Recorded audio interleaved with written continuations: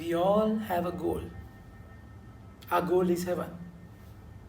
That is our trophy, and we all are in a race towards that trophy.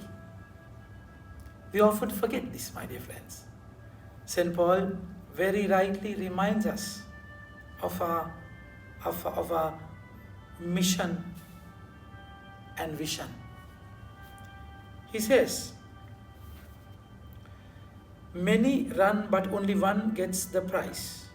Run therefore, intending to win it as athletes who impose upon themselves a righteous discipline, yet for them the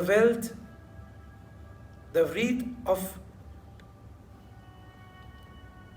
impermanent, which wither, while for us it does not wither.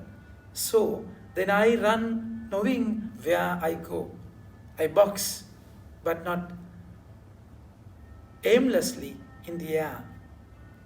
I punish my body and control it, lest after preaching to others, I myself should be rejected. See the words, my dear friends. So the St. Paul says, I box not in vain. I box with a purpose. I run with a purpose. So that's why St. Paul is saying, I punish my body, self-mortification.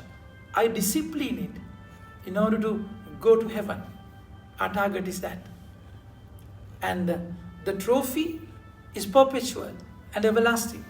It won't wither as if the trophies that we get here in the world. So that's where heaven becomes our goal, and your duty becomes the mean to achieve your goal. Your duty towards brother. So what is the duty?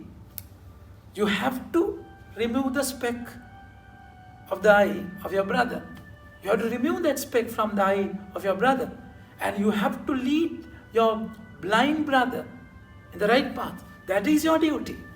But then what hinders the duty is if you have a log in your eye, if you don't deal with your log, and if you're blind because of that log, how can a blind lead a blind? How can you remove the speck from your brother's eye if you have a log in your eye? So you have to deal with your emptiness. Deal with your emptiness in order to fight the battle. St. Paul speaks about this prize. He had to go through terrible things in life. To the weak, I made myself weak to win the weak. So I made myself all things to all people in order to save by all possible means. Some of them, this I do for the gospel, so that I too have share of it. Faith demands sacrifice. Have you not learned anything from the stadium? My dear friends, that's where the price of a disciple, the cost of your service. It's not easy at all. It's not easy at all. So it's our duty. It's our duty. We are given a life to fulfill that duty. So you can't boast about it, because you're made for that. That's why, woe to me if I don't preach, because I cannot boast of announcing the gospel. I am bound to do it. Woe to me if I do not preach the gospel. And that's where how much you are duty bound. You have a great duty towards your brother, and that duty, by fulfilling that duty, you are going to achieve heaven. You are going to get that trophy. So first, take your log away and see the trophy in life. See your goal. See your goal as heaven. So whatever you have to forego, whatever you have to sacrifice, there's a meaning. There's always meaning when you think about heaven, when you see the heaven properly.